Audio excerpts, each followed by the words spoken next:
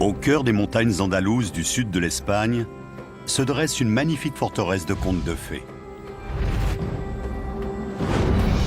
L'Alhambra. Sa redoutable citadelle domine la ville et la région de Grenade. 37 gigantesques tours ponctuent ses murailles.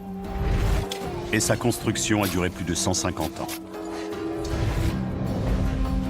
Mais l'Alhambra n'est pas qu'un simple fort. C'est aussi une magnifique suite de palais agrémentés de splendides patios, théâtre de sanglantes intrigues, et le plus célèbre monument d'architecture musulmane du monde occidental.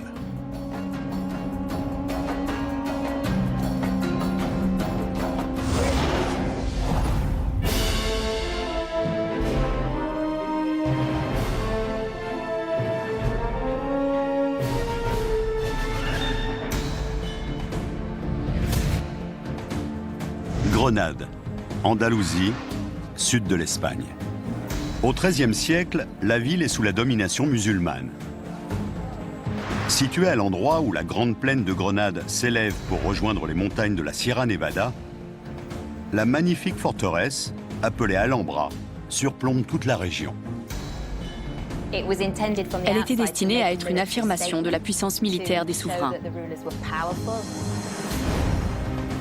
Mais l'Alhambra ne se contente pas d'être une forteresse. C'est un ensemble de différents palais édifiés pendant plus d'un siècle et demi par une succession de sultans. Chaque nouveau souverain devait construire un nouveau palais, parce que tout souverain se doit de bâtir. Ces palais sont entourés de toute une série de ravissants patios, rafraîchis par des bassins et des fontaines alimentés par l'eau de la montagne. L'ensemble étant situé dans l'enceinte d'une menaçante forteresse conçue pour intimider. Cependant, en dépit de toute sa majesté, l'Alhambra n'est pas un monument triomphaliste. Il est né de la peur. Nous sommes en l'an 1238 de notre ère. Le monde musulman subit les attaques des croisés catholiques depuis plus d'un siècle. Après 500 ans d'existence, l'empire musulman en Espagne commence à se rétrécir sous la pression des royaumes chrétiens du Nord. De manière générale, les puissances chrétiennes avançaient vers le sud, et le début du XIIIe siècle est incontestablement une période de crise pour le pouvoir musulman. Selon le docteur Amira Benison, c'est un moment décisif dans l'histoire de l'Espagne musulmane. Ils subissaient une pression exercée au nord par la Castille, puis par l'Aragon dans la partie orientale de ce qui allait devenir l'Espagne. L'empire s'est effondré et c'est à cette époque que des seigneurs locaux tels que Mohamed Ier de la dynastie des Nasrides ont commencé à se créer de petites enclaves. On connaît peu de choses de la vie de Mohamed Ben Nazar avant son arrivée à Grenade. Il n'est qu'un sultan de deuxième ordre parmi tant d'autres, guerroyant sur les restes de l'empire musulman déclinant. Lorsque la Castille avance sur ses terres situées au nord, il met le cap au sud et s'empare de Grenade dans des circonstances mystérieuses.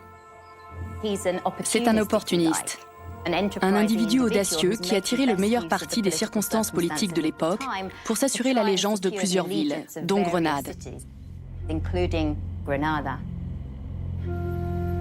Une fois sur place, Mohamed grimpe sur les versants boisés qui surplombent Grenade, en quête d'un emplacement où construire une forteresse qui puisse abriter sa famille, les Nasrides, et la protéger de la progression chrétienne.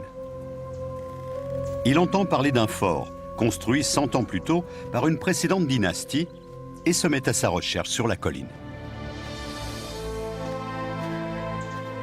L'antique château arabe était construit sur la colline de la Sabica, sur les contreforts des montagnes de la Sierra Nevada. C'est un emplacement idéal pour une forteresse. Déjà, il la voit se dresser devant lui.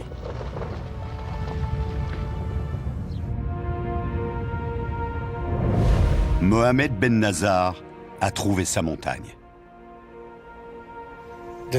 La colline de la Sabica est un bon emplacement pour une forteresse, car la colline a une centaine de mètres de hauteur.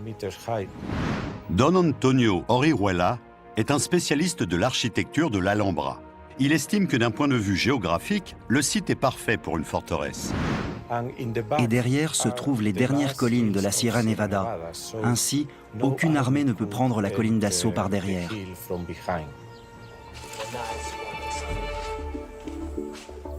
Mohamed reconnaît immédiatement les atouts défensifs du site. il entreprend de dessiner la citadelle de ses rêves. Tout d'abord, il faut reconstruire la forteresse existante, appelée Al-Qasaba, pour en faire un fort assez grand pour accueillir ses troupes. Ce dernier gardera une suite de palais entourés de luxueux jardins. Ces palais constitueront le quartier royal sur le versant nord de la colline. À côté, sera bâtie une cité, appelée Médina, et destinée à abriter les centaines de personnes indispensables au bon fonctionnement de ce bastion royal. Le tout sera entouré d'un gigantesque mur d'enceinte, doté de tours de garde et destiné à repousser les attaques de maraudeurs. Mais avant tout, il doit construire une tour de guet. Ces tours défensives font partie intégrante de la façon dont Mohamed conçoit son Alhambra. L'élément de base de chaque tour est une pièce carrée qui se répète à chaque étage. Ces pièces sont constituées d'arches voûtées qui permettent à la lumière d'inonder l'intérieur.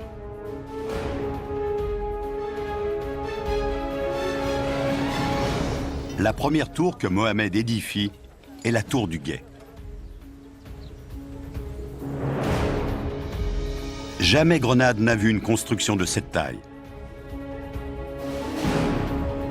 Elle est destinée à envoyer un message tant aux musulmans qu'aux catholiques. C'est une déclaration au peuple de Grenade. Les souverains nasrides voulaient ainsi leur dire « Nous pouvons vous défendre, mais n'oubliez pas que nous sommes vos souverains, que nous sommes puissants et que nous vous dominons, car vous êtes nos sujets. » Cette tour de guet doit être assez forte pour pouvoir résister à n'importe quelle attaque pendant la construction du reste de l'Alhambra.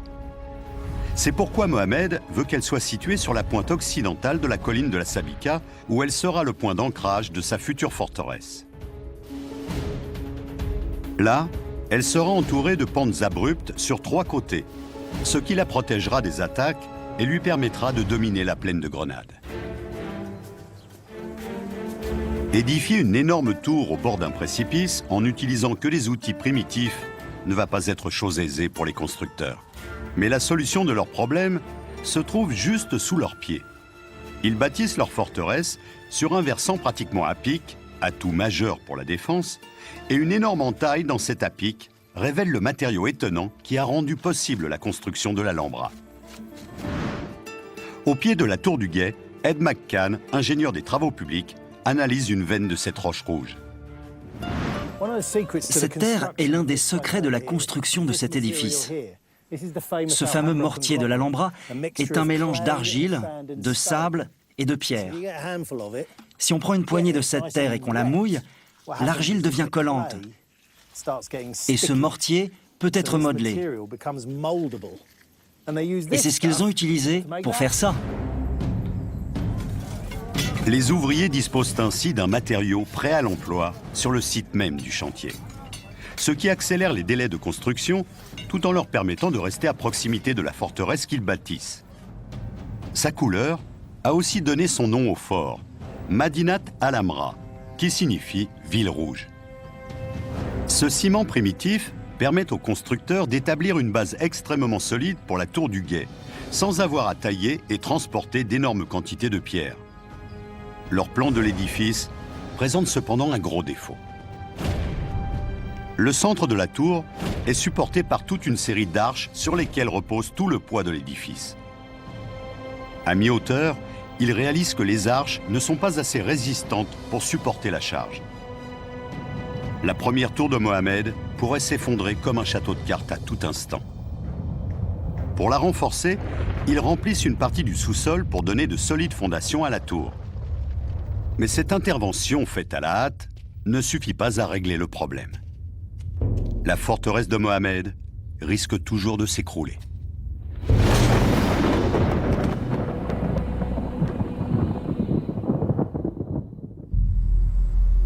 La tour du guet de l'Alhambra est en danger.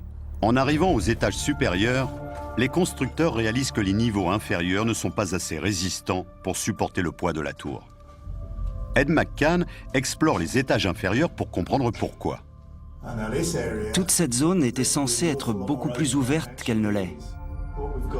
Il y a ici de nombreuses arches qui ont été murées.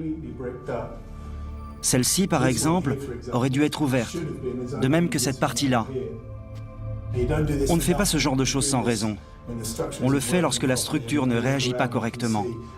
Et on voit ici toutes sortes de signes prouvant que la structure subit une pression. Quand on descend ici, on trouve les traces d'une énorme fissure. Cette fissure structurelle dans la paroi est considérable. Elle a été rafistolée. Par ici, on voit une autre arche murée.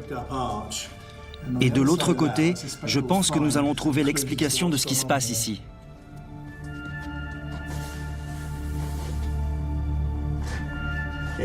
La voici. Il y a ici une considérable fissure structurelle. Elle traverse toute la paroi de haut en bas.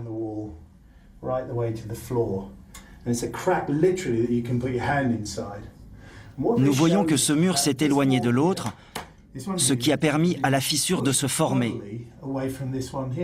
Maintenant, la question est de savoir ce qui a repoussé ce mur. Le poids de la tour écrase les arches qui la soutiennent, la déformant et fissurant les parois.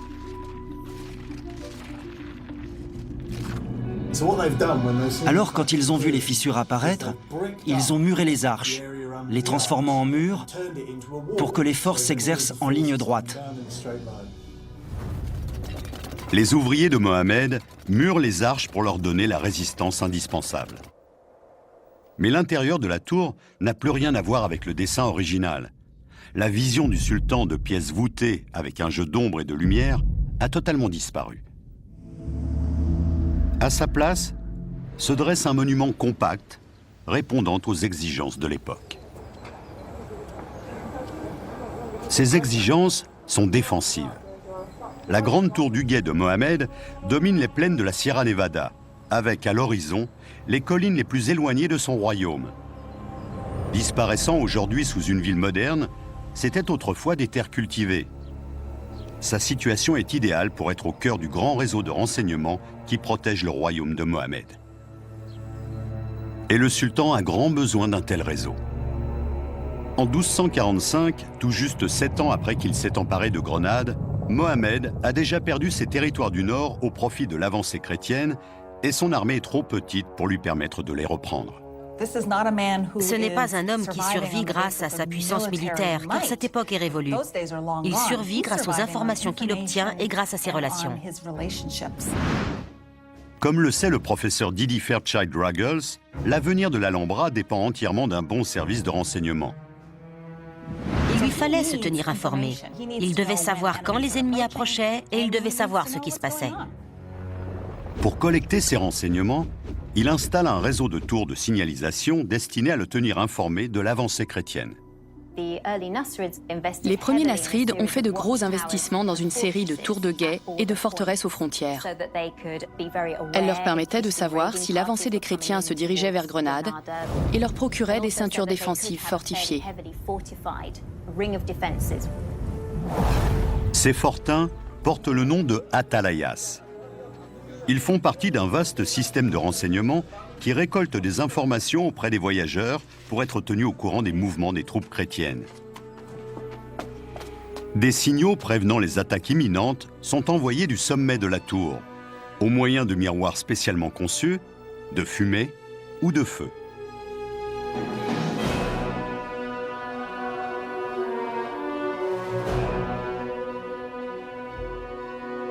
Les renseignements sont ensuite transmis de tour en tour, traversant tout le royaume, avant d'aboutir au sommet de la tour du guet de l'Alhambra pour informer le sultan de l'imminence d'une attaque.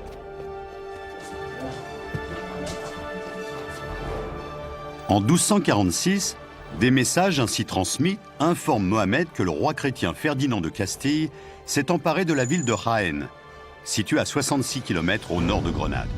C'est un coup terrible. Mohamed réalise qu'il ne peut pas stopper l'avancée castillane.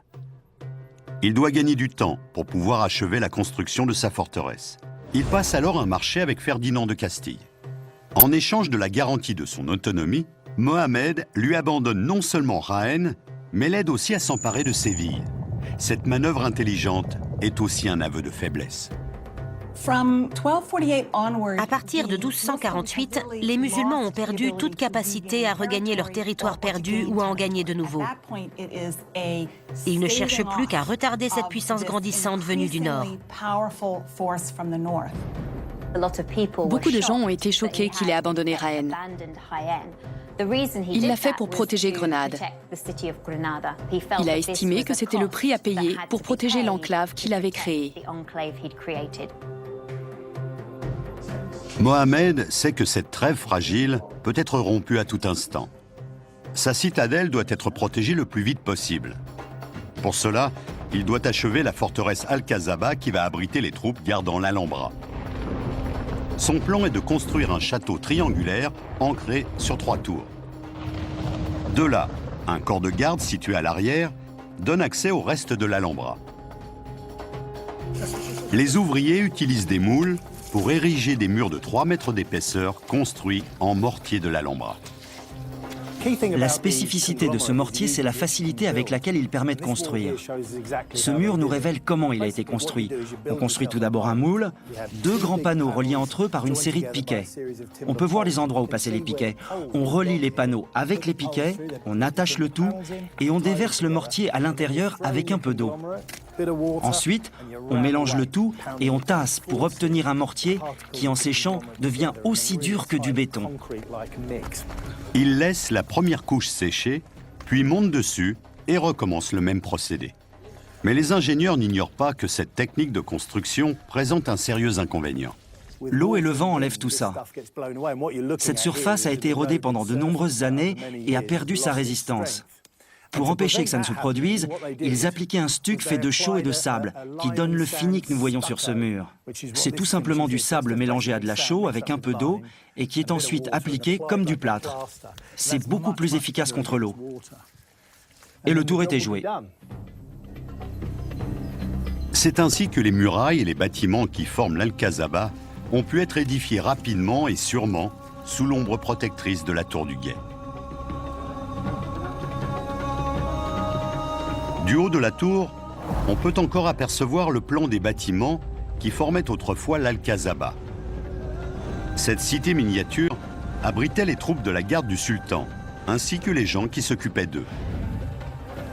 Dans l'artère centrale de l'Al-Qasaba se dressaient 5 entrepôts et 13 maisons particulières. Une tannerie, des fours, des magasins et une boulangerie subvenaient aux besoins des habitants. Il y avait tous les bâtiments que l'on trouve généralement dans une ville. Palais, maisons, ateliers, mosquées, bains et même un souk. Le souk, ou marché, fournit en nourriture les habitants qui vivent ici, entassés dans les rues étroites. À l'ombre des grandes tours qui protègent la forteresse, l'Al-Qasaba grouille de vie.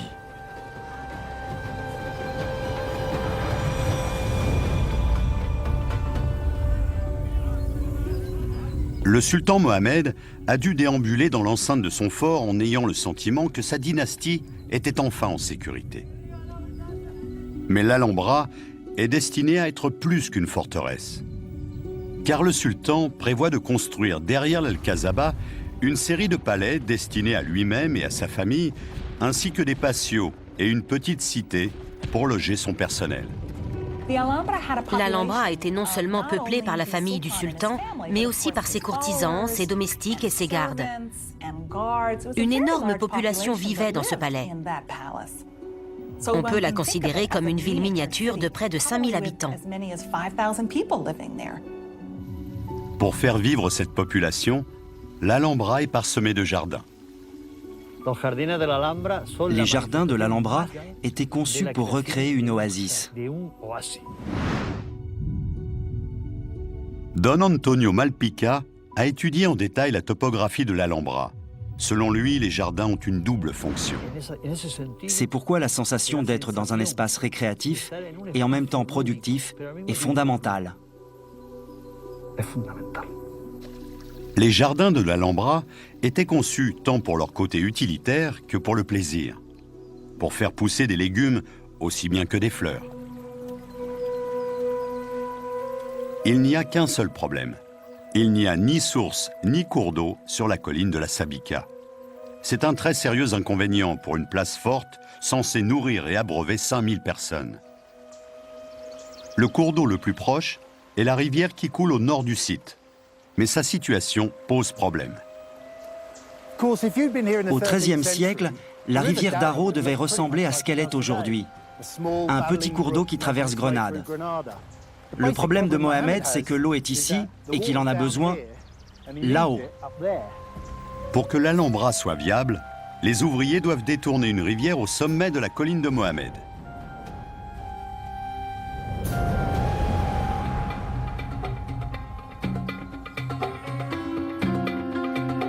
Détourner la rivière vers l'Alhambra est un véritable défi.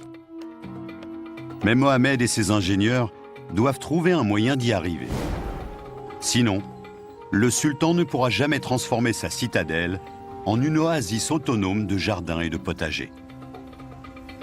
Il doit faire arriver de grandes quantités d'eau dans les patios qu'il prévoit. Pour cela, il va falloir quadriller l'Alhambra de canaux d'irrigation, ce qui est loin d'être évident. De nos jours, on oublie facilement le rôle que jouait l'eau dans l'environnement historique et à quel point il était difficile de s'en procurer. Imaginez une communauté vivant en haut d'une colline et un énorme besoin d'eau des centaines de mètres au-dessus de la seule source d'eau, la rivière. Confrontés à ce problème, ils ont fait ce qu'il y avait de plus intelligent à faire. Ils ont remonté la rivière jusqu'à un endroit où l'eau se trouvait à une altitude supérieure à celle de l'Alhambra et ont utilisé l'énergie de la rivière pour s'alimenter en eau. Comme il n'y a pas de lac naturel au-dessus de l'Alhambra, ils en créent un. Les ingénieurs de Mohamed font construire un barrage au-dessus de l'Alhambra afin d'engendrer la pression nécessaire pour alimenter la citadelle. Et à 6 km de l'Alhambra, Don Antonio a trouvé le barrage construit à l'époque. Nous sommes sur la rivière Darro, à l'endroit exact où le premier souverain nasride, Mohamed Ier, a donné l'ordre de construire un canal pour détourner l'eau de la rivière. Ce barrage crée un réservoir pouvant fournir suffisamment d'eau pour remplir un bassin de la taille d'une piscine olympique toutes les 5 secondes dans les jardins de l'Alhambra, situés loin en dessous.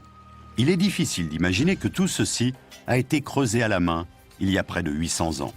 Mais sous son revêtement moderne de béton se trouve un très ancien réservoir.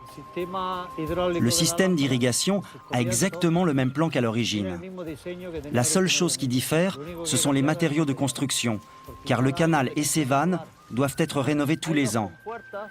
Il y a 2 écluses là-bas.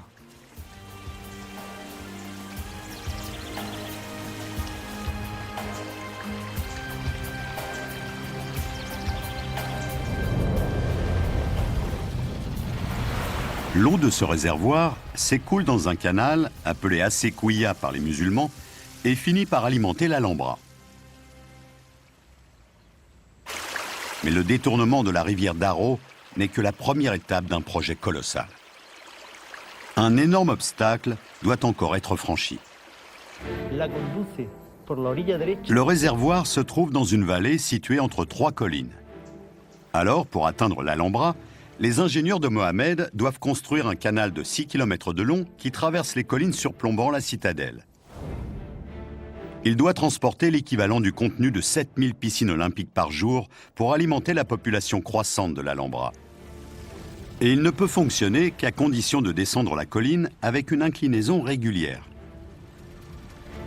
Mais comment cela est-il possible s'il y a une colline sur le parcours? La solution qu'ils trouvent est très audacieuse. Au lieu de contourner la colline, ils décident de la traverser. Ils percent un tunnel de près d'1 mètre de large et 2 de hauteur dans la colline en direction de l'Alhambra. Et la stabilité naturelle du mortier de l'Alhambra l'empêche de s'effondrer. Il leur faut des mois pour creuser un tunnel dans la colline voisine de celle de la Sabica, une colline que l'on appelle Généralif. Mais ils ont encore un problème à résoudre.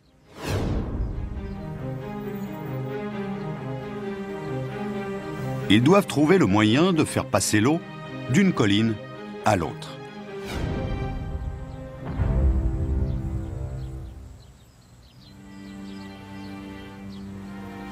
Pour faire passer l'eau du Généralif à l'Alhambra, les ingénieurs de Mohamed doivent franchir le vide de 15 mètres qui sépare les deux collines. La solution ?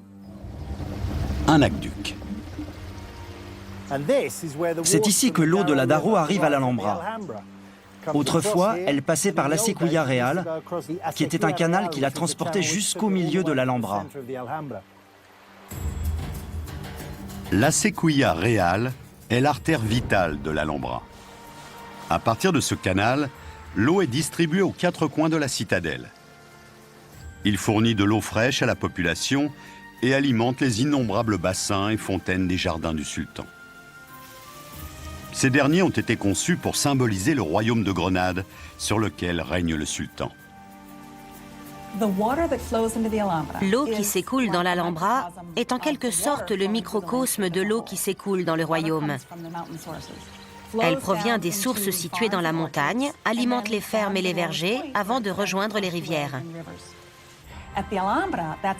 À l'Alhambra, cette même eau coule dans le palais, remplit les fontaines et les bassins des jardins, qui ne sont qu'une version embellie du paysage agricole.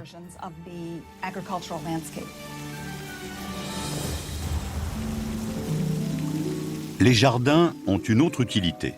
Ils sont conçus pour créer une oasis de fraîcheur dans la chaleur du soleil de Grenade. L'islam est né dans le désert, dans un environnement où l'eau est extrêmement rare. Et la possibilité d'avoir de l'eau courante est quelque chose de très désirable.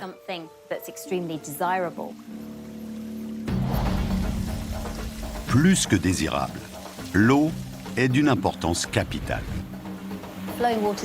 L'eau qui coule est très importante d'un point de vue musulman, car elle est indispensable pour pratiquer les ablutions rituelles. Vous remarquerez que dans l'Alhambra, l'eau est rarement immobile.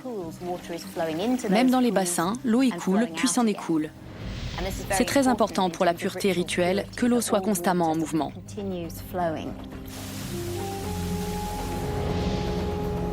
Pour que l'eau reste pure, les ingénieurs de Mohamed doivent créer un système qui empêche les sédiments d'encrasser les canaux.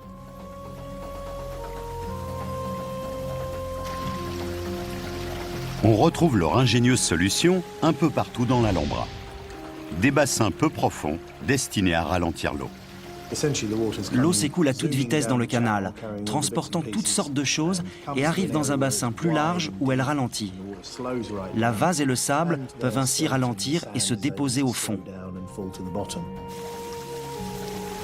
De cette façon, l'eau qui coule dans les jardins de l'Alhambra est constamment fraîche. Mais une trop grande quantité d'eau peut poser un problème. En cas de surcharge, le système peut refouler, bloquer le canal et empêcher l'eau de s'écouler librement. Pour éviter ce désagrément, les ingénieurs de Mohamed décident d'installer une vanne de sécurité. Tout excédent d'eau pouvant bloquer la Sequoia est dévié dans un canal parallèle, puis déversé dans un système d'écoulement construit dans les murs. C'est par ici qu'elle s'écoule. L'eau sort de l'Alhambra, passe dans un tuyau jusqu'à cette embouchure, puis passe par là avant de se déverser de nouveau dans la rivière Darro. Les ingénieurs ont peut-être résolu le problème de l'excédent, mais ils n'ont aucun contrôle en cas contraire. Et il devient vite évident que pendant les saisons sèches, l'Alhambra peut rapidement épuiser ses réserves d'eau. Au sommet du Généralif se trouve la solution qu'ils ont trouvée pour régler ce problème. Toute une série de réservoirs. Ils sont placés en hauteur pour que la gravité leur permette d'alimenter constamment les jardins. Pour remplir ces réservoirs, un âne est attelé à un mécanisme fait de différents pignons de bois.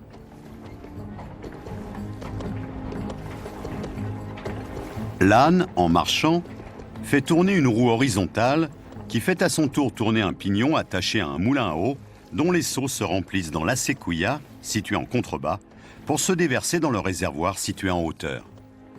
De cette façon, les ingénieurs de l'Alhambra ont pu exaucer le rêve de Mohamed d'une oasis de jardin entourant les palais protégés par sa forteresse.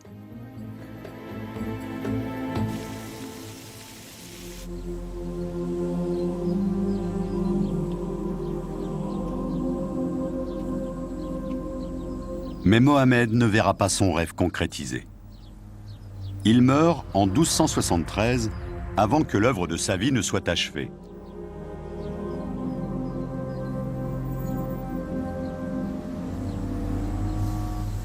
Il laisse derrière lui un grand projet en cours.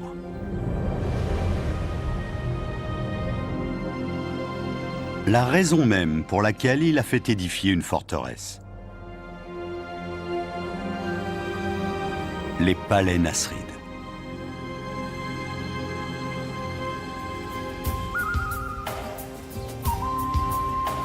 Ils sont le cœur même de l'Alhambra.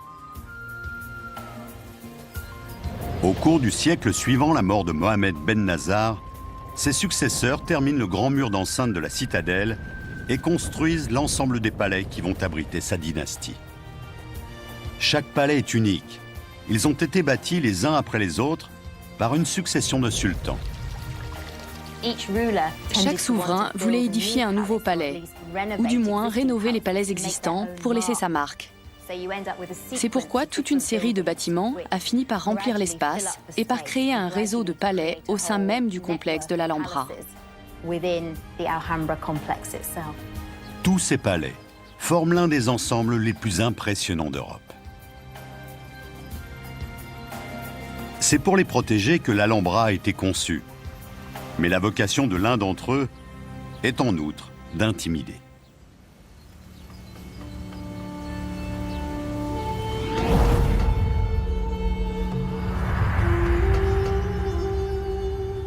« 1333.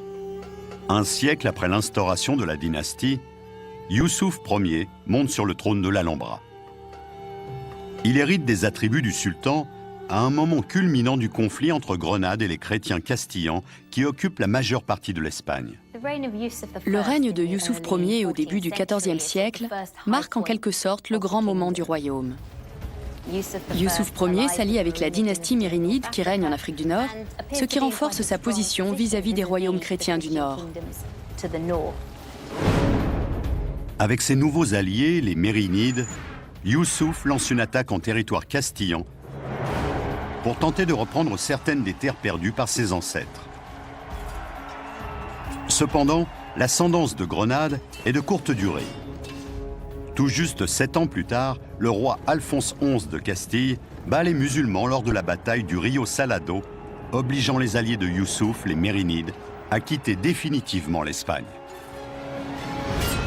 Ce qui peut expliquer pourquoi, à la fin de son règne, Youssouf fait construire une imposante tour défensive, la plus grande de toutes sur la façade nord de l'Alhambra, la tour de Comares. Cette énorme tour de 45 mètres de haut est la pièce centrale du nouveau palais que Youssouf décide de bâtir.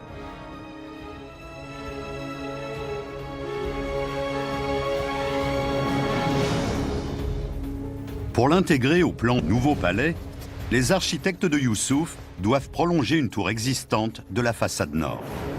Ils déplacent le chemin de ronde sur une nouvelle muraille plus au nord et élargissent la tour de 12 mètres. Mais Youssouf ne pense pas uniquement à se défendre. Il pense avant tout à son image. Cette tour a pour mission d'être une affirmation.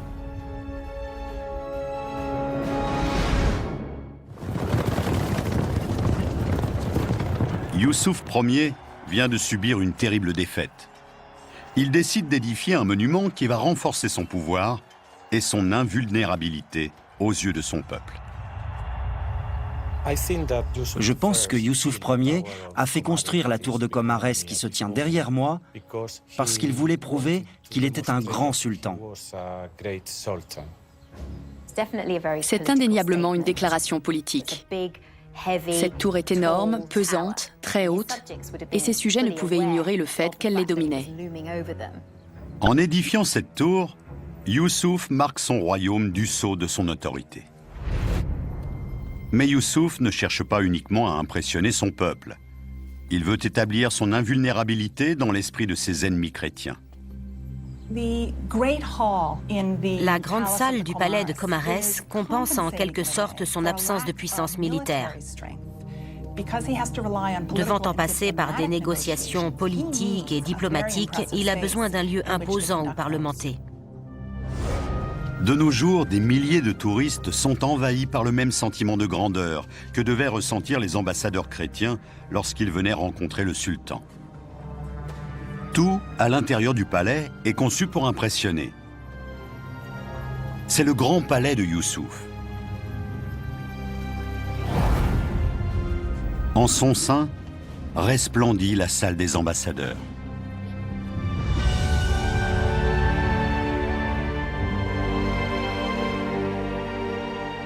Tout dans cette pièce grandiose a pour but d'intimider.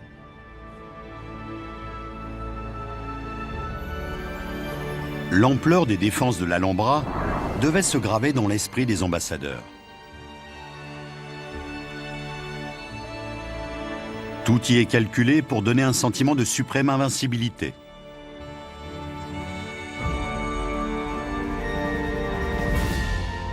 La décoration sophistiquée des murs répète des préceptes arabes à la gloire d'Allah. Il s'agit principalement de la devise des Nasrides. Il n'y a de vainqueur que Dieu, et elle est répétée à l'infini. Ils veulent signifier que Grenade ne sera conquise que si telle est la volonté de Dieu. Ce qui est un message à la fois défensif et offensif. À 23 mètres de hauteur, la splendide décoration du plafond est constituée de plus de 8000 morceaux de bois de cèdre peint et représente les 7 paradis de l'islam. La tour de Comarès est un microcosme de l'univers contrôlé par le sultan. Ce qui revient à dire qu'il est le maître de l'univers. Et c'est une déclaration extrêmement audacieuse. Cette salle constitue le principal défi auquel les architectes de Youssouf ont été confrontés. En y pénétrant, chaque ambassadeur doit être subjugué par le pouvoir et la présence du sultan. Pour ce faire, ils doivent concentrer toute l'attention sur le trône du souverain. Il s'agit d'une manipulation saisissante de l'espace destinée à souligner le pouvoir et la grandeur de Youssouf Ier en tant que souverain et le contrôle absolu qu'il exerce sur son royaume. Pour réussir ce tour de force, les architectes de l'Alhambra n'ont qu'une seule ressource, les mathématiques. Lorsque le monde antique s'est effondré, les connaissances mathématiques utilisées pour édifier les grands monuments grecs et romains ont été recueillies par les savants musulmans et transmises par les maisons de la sagesse musulmane jusqu'à l'époque de la dynastie nasride. Toutes les connaissances des Grecs puis des Romains ont été incorporées aux mathématiques de l'islam. Ils ne les ont pas rejetées car elles ne menaçaient pas leur religion. Cet héritage mathématique de l'Antiquité a non seulement été transmis, mais amélioré.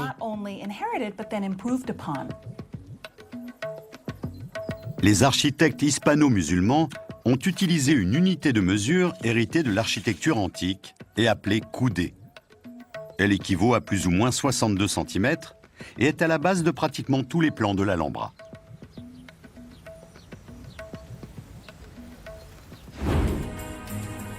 Ainsi, pour créer un espace dont la grandeur puisse couper le souffle aux visiteurs, les architectes du sultan dessinent un carré d'une surface de 18 coudées carrées. Ils le divisent en suivant les lignes horizontales et diagonales. Ils tracent ensuite 4 arcs entre les angles et le point central. En rejoignant les extrémités de ces arcs, ils obtiennent un octogone, ce qui leur permet de créer un carré plus grand à la diagonale de l'original et qui définit la place des fenêtres centrales. Des triangles équilatéraux tracés à partir du centre des murs leur donnent la largeur parfaitement proportionnée de ces fenêtres.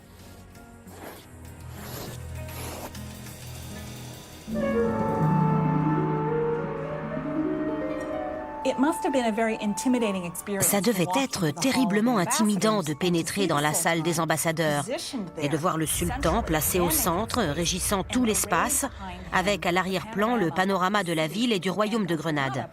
C'était sans doute très impressionnant et tout avait été calculé dans ce but. Menaçante de l'intérieur comme de l'extérieur, la tour a apparemment rempli son office. Personne n'ose attaquer l'Alhambra durant le règne de Youssouf. La chute du sultan sera en fait totalement inattendue. Avec les grandes réalisations viennent les grands chagrins. Et avant que l'Alhambra ne puisse réellement prospérer, la citadelle devra vivre l'un des événements les plus traumatisants de son histoire.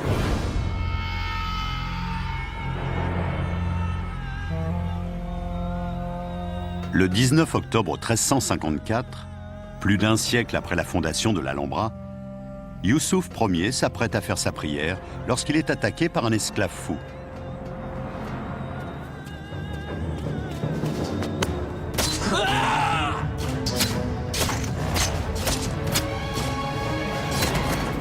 L'homme le poignarde à mort. Youssouf a tout juste 36 ans.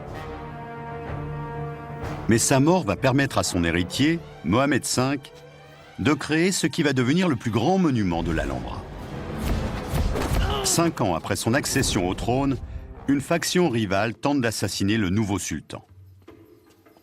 Mohamed prend la fuite et va chercher refuge chez le plus ancien ennemi de Grenade, le roi chrétien de Castille. Malgré son surnom, Pierre le Cruel aide Mohamed à reconquérir son trône. Pierre le Cruel et Mohamed V étaient liés par une amitié basée sur des intérêts intellectuels et artistiques communs. On peut penser que l'amitié entre ces deux hommes était réelle et n'avait rien à voir avec la politique. Ce qui, à mon avis, souligne le fait que chrétiens et musulmans n'étaient pas continuellement en conflit. L'amitié qui unit les deux hommes va transformer définitivement l'Alhambra. Comme de nombreux rois espagnols, Pierre le Cruel est profondément impressionné par la beauté de l'architecture musulmane. Ainsi, lorsqu'il construit un nouveau palais à Séville, il le fait sur un modèle musulman.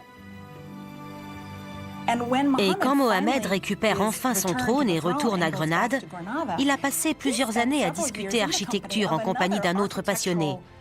Et il rapporte à Grenade des idées qui ont été expérimentées à Séville. C'est très intéressant, car cela signifie que le bâtiment que nous considérons comme le summum de l'architecture islamique en Espagne est en partie redevable à un palais chrétien de Séville.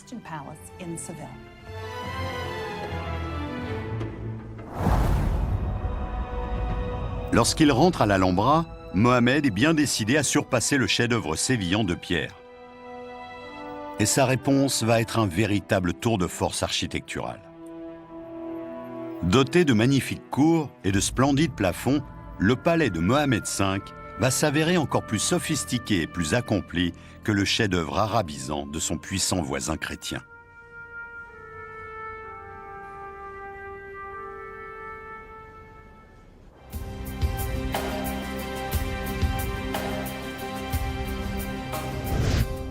Sous le règne de Mohamed V, la vieille rivalité entre Grenade et la Castille prend un tour totalement différent. Grâce à son amitié avec Pierre de Castille, les affrontements militaires se transforment en rivalité artistique. Mohamed commande le palais de la Cour des Lions afin de reproduire et surpasser la beauté du palais sévillan de Pierre de Castille. C'est un modèle différent de palais. Il est plus accompli que les autres, car il a été influencé à la fois par les architectures islamiques et chrétiennes. La Cour des Lions est pour un grand nombre de gens le summum de l'architecture nasride et de l'architecture islamique en Espagne. C'est un espace complexe, luxueux, raffiné, et il réunit le tout en un lieu ravissant. C'est le joyau de la couronne de l'Alhambra, bâti à partir d'une série de rectangles dépendants les uns des autres. Les architectes de Mohamed ont eux aussi utilisé la géométrie pour obtenir un effet exceptionnel. Quand on regarde la façade, on voit que la largeur de la base est utilisée pour former un carré qui va définir le niveau suivant. Ensuite, on prend la diagonale de ce carré et on la met à la verticale. Le point où la diagonale rejoint la verticale marque l'étage suivant. On fait ensuite exactement la même chose avec cette diagonale. On obtient ainsi une relation très précise entre la hauteur d'un étage et celle du suivant, selon les règles de l'architecture grecque antique. Cela nous semble juste, car nos critères de beauté sont définis par l'architecture de la Grèce antique. Nous admirons les monuments grecs, car ils sont présentés comme des bâtiments parfaits. Et néanmoins, malgré cette influence occidentale, le palais de la Cour des Lions demeure un édifice résolument oriental. Quand on le regarde aujourd'hui, on ne le voit pas exactement tel qu'il était.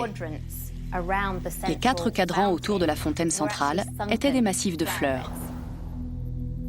Ces massifs de fleurs étaient entourés par les salons des femmes du sultan qui surplombaient le patio central. Il y avait des gens assis tout autour sur des coussins et des tapis et qui ne voyaient que le haut des plantes, des arbustes et des arbres. On trouve dans ces pièces les trésors les plus spectaculaires du palais, de splendides éléments décoratifs appelés moukarnas ou mokarabès en castillan. Ils n'appartiennent qu'à l'islam. Il est difficile de dire d'où ils viennent. On a même du mal à les comprendre quand on les voit. Ils sont tellement éblouissants qu'ils en deviennent déconcertants.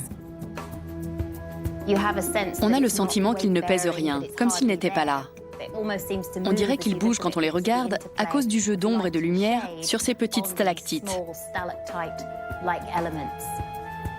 Une fois de plus, ce sont les mathématiques qui sont à l'origine de cette étonnante complexité.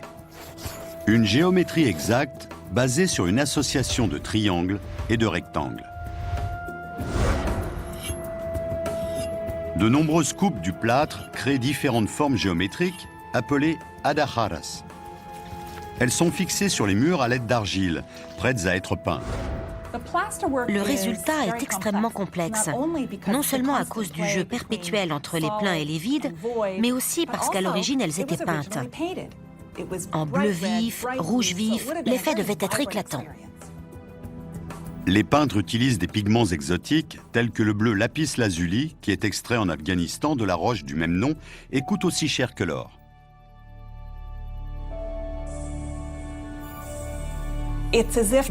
C'est comme si les lois de l'existence avaient été totalement modifiées, car on a au-dessus de la tête cette voûte qu'on ne peut pas appréhender. On est incapable de comprendre ces dimensions spatiales. Il n'y a aucun point sur lequel on peut fixer les yeux. C'est une extraordinaire expérience sensorielle.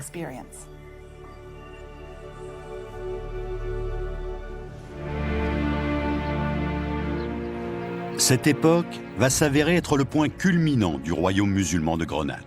Un siècle après l'alliance artistique de Mohamed et Pierre, une association d'un autre genre va marquer la chute de l'Alhambra.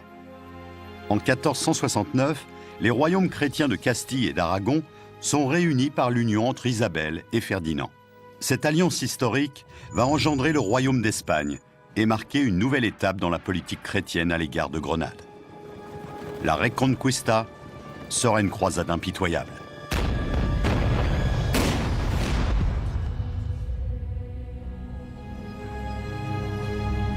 Le jour du Nouvel An 1492, après 10 longues années de guerre, Grenade, dernier bastion musulman en Espagne, capitule finalement face aux chrétiens. Parmi les témoins espagnols de la reddition, se trouve un capitaine en quête d'un mécène royal pour financer son voyage à la découverte du Nouveau Monde. Il s'appelle Christophe Colomb.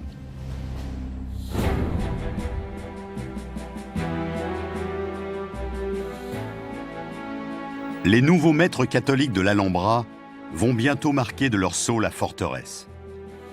Le roi Charles Quint y fait construire un immense palais carré doté d'un patio circulaire.